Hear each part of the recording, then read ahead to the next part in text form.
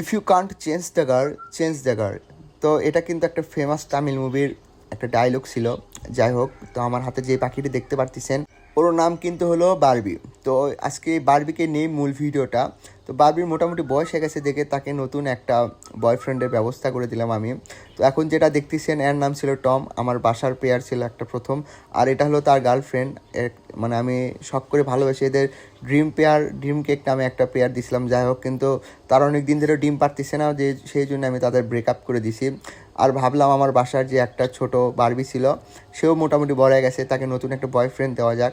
আর দেওয়ার সাথে দেখেন আমার বাসা যে টম ছিল সে কিন্তু আমার মতোই মেয়ে পটাতে এক্সপার্ট, সরি জোকস পার্ট। তো সে তার কাজে লেগে গেছে, ইনশাল্লাহ খুব তাড়াতাড়ি তারা জোড়া নিয়ে নেবে ইনশাল্লাহ।